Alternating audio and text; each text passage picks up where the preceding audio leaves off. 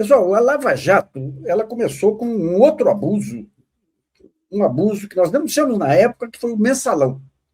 O mensalão foi inacreditável o que foi feito lá. O mensalão ele se baseou numa informação falsa, que é o tal do desvio dos 75 milhões da VisaNet. Nós mostramos na época, em auditorias feitas por escritórios de advocacia, que não tinha havido desvio, e não houve jeito, não houve jeito. Ali você teve, para mim, foi o maior escândalo, foi o início, digamos, dessa tragédia da Lava Jato, foi o mensalão. E o mensalão, a figura, o alvo que foi colocado no mensalão foi do Zé Dirceu. Dirceu, como é que você vê aí o documentário, mas como é que você vê os ecos aí do mensalão nesse documentário?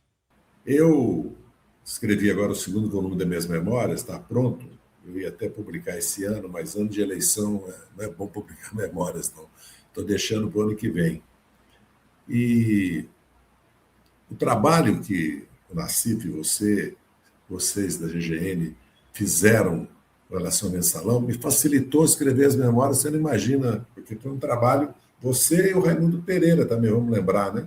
O Raimundo também se dedicou muito, e eu mesmo, durante os anos da década de... Quando eu saí do governo em 2005, até ser condenado em 2013, 12, depois preso em 13, eu me dediquei a me defender. Realmente o mensalão é uma coisa inacreditável. Você sabe que deputado licenciado não podia ser cassado, não podia ser processado. Mudaram a jurisprudência no Supremo para mim ser processado. Quando um partido que denunciava um deputado à comissão de ética retirava a denúncia, arquivava. No meu caso, não arquivou. Quer dizer, eu estava condenado a ser cassado e depois a ser condenado à prisão. E o caso meu é escabroso, porque como eu não tinha acusação de lavagem nem de peculato, e não havia como me condenar por formação de quadrilha, depois nós fomos absolvidos, eles não tinham como me condenar por corrupção, porque não tinha prova. Aí eles inventaram o domínio de fato. E o mensalão foi um ensaio geral, eu acredito, pela própria reação, em parte, do próprio governo, primeiro governo do Lula, e do próprio PT, criou, certo, as bases, vamos dizer assim, psicológicas e a segurança para eles fazerem o que fizeram na Lava Jato. Essa coisa da VisaNet é simplesmente ridícula, né? Porque não é verdade, não foi desviado nada na VisaNet. E foi o que deu pretexto, inclusive, para o ministro Celso de Mello mudar de comportamento, que era um assalto à República, assalto à democracia, que nós estávamos comprando não só votos de deputados e senadores, mas comprando as eleições. Foi uma coisa... Bem, isso já é a história do Brasil, né? Agora, no caso da Lava Jato, eu quero trazer... Bem, primeiro, voltar a destacar a importância do trabalho da tua equipe, né? Para fazer esse documentário, como foi no caso do mensalão, que vocês dissecaram o mensalão. Vocês dissecaram o mensalão. Agora, tem dois ausentes aqui. Um deles é a mídia. A mídia, como eu fui preso 3 vezes na Lava Jato, eles me prenderam em 15. Eu estava preso e o Supremo autorizou me prender. Eu estava cumprindo pena no regime aberto. Isso é prisão. O Xixo sabe disso. Aqui, quem está na advocacia sabe disso. Eu estava preso. Eu disse para o delegado: o senhor não pode me prender, eu estou preso, mas o senhor me prende. O senhor pode fazer busca e apreensão. Aliás, ele perdeu o interesse da busca e apreensão quando eu falei que a casa era alugada, não era minha. Nem a casa, nem os móveis, nem os quadros, nada. Entendeu? Ele achava que eu era um potentado, que eu estava morando numa casa, né? Mas a mídia foi decisiva. E muitos jornalistas que sabiam o que estavam fazendo. Segundo, a tortura psicológica, aliás, o ministro Gilmar Mendes, em dado momento, fala sobre isso, ela é uma realidade. Eu vou citar exemplo de vários que estavam presos conosco. Eu fiquei preso 21 meses no regime fechado, na primeira fase. Depois fiquei mais 2 vezes preso. No total, deu uns 32, quase 3 anos preso no regime fechado. Fiquei 1 ano de tornozeleira. Na verdade, de 13 a 19, eu só fiquei 1 ano em liberdade. É muito importante destacar que eles prendiam o cidadão, já condenado, porque a maneira que era tratado, e depois prendiam a mulher, esposa, ou filho e filha, para levar a delação. Eu mesmo, num dos casos da minha delação, ele declarou depois, né, para o próprio advogado e para outros amigos, que fez a delação porque a esposa foi presa. Ia ser presa e o filho. Então, eles usaram, primeiro, todo investigado da Lava Jato perdia as condições de se defender, porque ficava sem recurso nenhum, não podia contratar advogado, essa era uma realidade da imensa maioria. E vinha a pressão, tortura psicológica. Mas eles anunciaram, no meu caso, vou citar, no meu aniversário veio uma boataria que eu ia ser preso. Olha a coincidência, vem lá de Portugal. Chega lá para o doutor Juca, meu amigo que foi meu advogado, depois passa 2 meses de novo, vem do Santa Catarina, um ex-delegado da Polícia Federal, diz que eu vou ser preso. Eles criaram um terror tal no país que tinha muitos investigados, ou supostamente seriam denunciados, que ficavam de mala pronta e às 6 horas da manhã viviam um terror, não dormiam. Então, eles criaram essa questão do papel da mídia e da tortura psicológica. O início disso tudo foi um blefe jornalístico que ainda é apontado como um grande feito jornalístico, que foi a entrevista com aquele deputado aí que você não compraria um saco de laranja dele, aí, o Roberto Jefferson. Não, eu sempre falo sobre a denúncia do Mensalão, aonde está o Roberto Jefferson hoje, onde eu estou, entendeu? Porque pensar que o país acreditou no Roberto Jefferson, que havia compra de deputados, e a coisa mais... Por que deputados e não senadores, né? Por que nós compramos deputados se aonde nós tínhamos maioria tranquila era na Câmara e no Senado é que nós nunca tivemos maioria? Entendeu? O Mensalão é uma invenção. José, eu tenho um livro que eu lancei, o Caso Veja, e também um blog, que até hoje está, onde eu analiso todo o papel da Veja, do diretor de jornalismo da Veja lá, e criando fatos aí, junto com o Carlinhos Cachoeira. O caso do Carlinhos Cachoeira.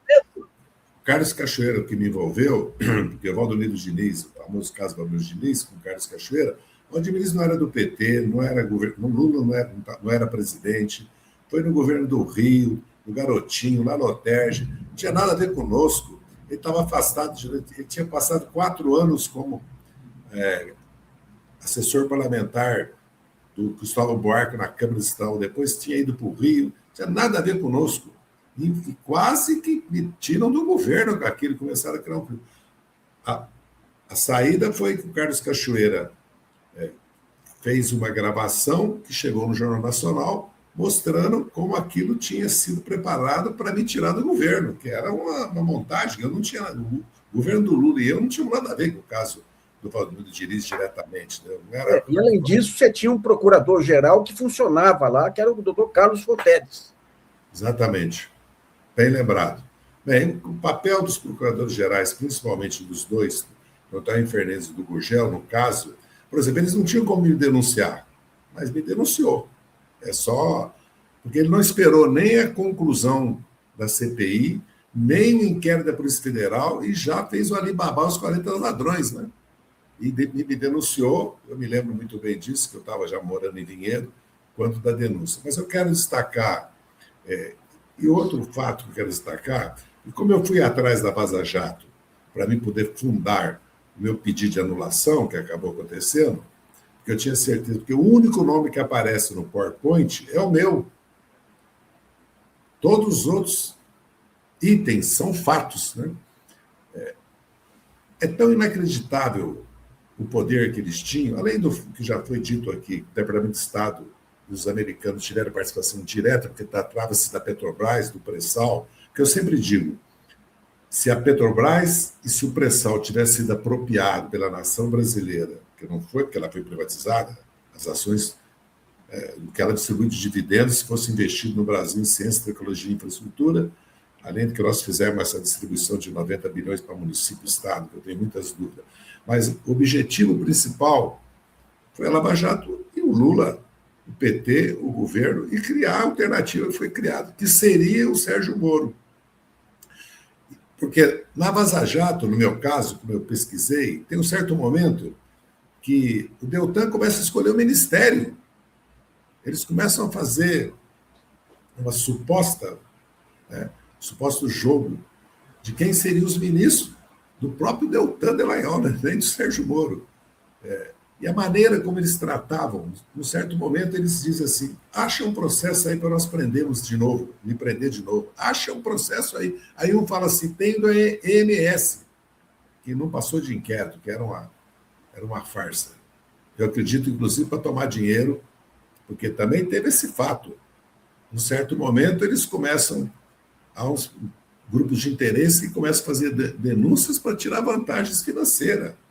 Na fase de inquérito. A gente notava isso. Se certo réu deixava de fazer parte porque não havia consistência, o inquérito começava a ser jogado numa gaveta, porque o principal investigado, que seria fonte de recursos para determinados delegados que participavam dos inquéritos, tinha deixado de acontecer. Então, esse é o objetivo deles, de desconstituir o PT e o Lula, de servir aos interesses norte-americanos.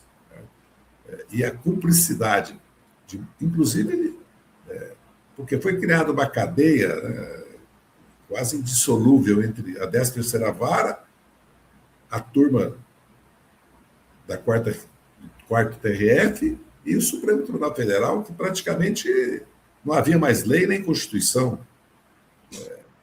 Tudo se transformou numa perseguição política direta. Né? No meu caso, eles me prenderam 3 vezes. O Supremo me soltou as 3, porque eram ilegais as prisões. A segunda era tão absurda que eu não fiquei preso nem um mês, porque era tão absurda a prisão. Mas, quando eu fui solto, o Moro me põe todas cautelares, todas, inclusive pede meu passaporte, que já tinha sido recolhido por Joaquim Barbosa, né?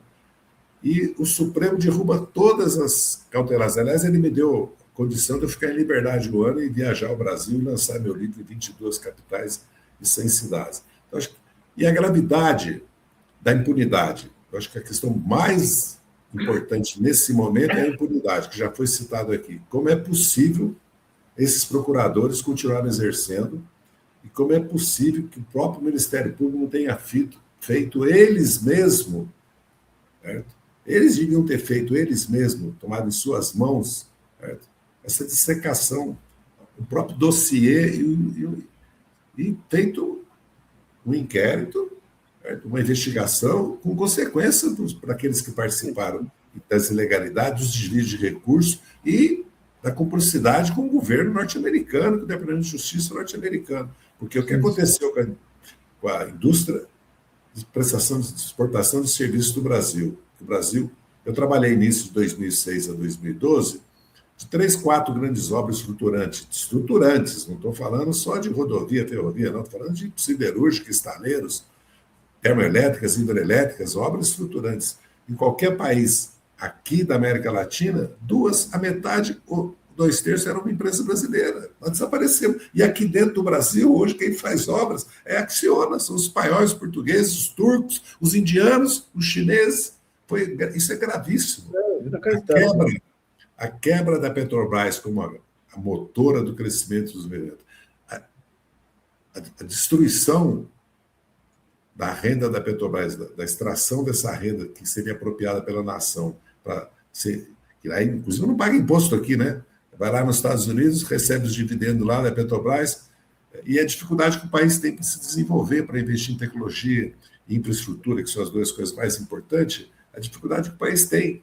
Que nós tínhamos, a Petrobras, como foi na Noruega, foi nos países do Golfo, em todos os países que se apropriaram de uma riqueza, seja da agricultura, ou no caso aí nessa fase do mundo que era o petróleo, fizeram grandes transformações nas suas sociedades.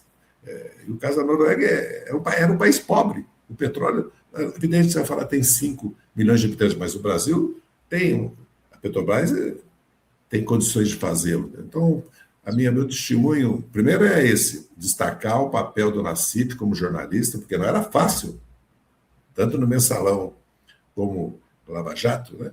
Ele manter a luta que ele manteve e pagou um preço por isso. E segundo, né, que ele construiu, no caso do Mensalão, certo? E tanto no caso do Lava Jato, um dossiê, certo? Um histórico, uma memória, certo? Muito importante, inclusive dá base para uma ação judicial contra eles. Né? Então, esse é o meu testemunho. Evidentemente que, como disse a nossa Gisele, eu sempre sou grato pela solidariedade, apoio todos aqueles anos comigo, nós superamos isso. Né? Lutamos e superamos. Superamos, inclusive, com a eleição do Lula e a derrota do Bolsonaro. Mas o Moro está aí, em primeiro lugar, nas pesquisas no Paraná. Vai dar um trabalho danado lá no Paraná para o Ratinho Júnior. Né? Inclusive, desmonta os projetos dele a nível nacional, porque se ele não cuidar, o Moro ganha a eleição. Que é uma tarefa nossa derrotada, como derrotamos a candidata a prefeita do bolsonarismo da extrema-direita, quase, vou dizer assim, neofascista, na cidade de Curitiba. Então, Nassif, a minha gratidão aqui como cidadão brasileiro e com tudo que eu passei, o teu apoio, a tua solidariedade e o jornalismo que você faz, né? Nos dias de hoje, as fake news dos algoritmos, do Trump. Mas veja bem como foi grave o que aconteceu. Né? O petróleo, ou a China e o petróleo são os centros de tudo que está acontecendo no mundo, inclusive na Venezuela. Né? Como eles atingiram o coração da nação brasileira, desconstruindo a Petrobras e depois os bancos públicos também, que houve um ataque ao BNDES. Vamos lembrar isso, a Lava Jato e a FUNCEF, a Petros, né? Os grandes fundos. Sim. Pegaram todos os... E os bancos, Caixa Econômica é o Banco do Brasil. Quer dizer, essas duas alavancas que a gente vê nos outros países como são importantes, na própria China, os bancos públicos e a empresa estatal mãe, vamos dizer assim, né? Mãe de todas as batalhas, porque ela arrasta o crescimento, de certa maneira, como isso foi gravíssimo o que aconteceu com o nosso país. Mas estamos aí, superamos e vamos em frente. É isso. Dirceu, obrigado pela sua participação, Bichão. Grande abraço.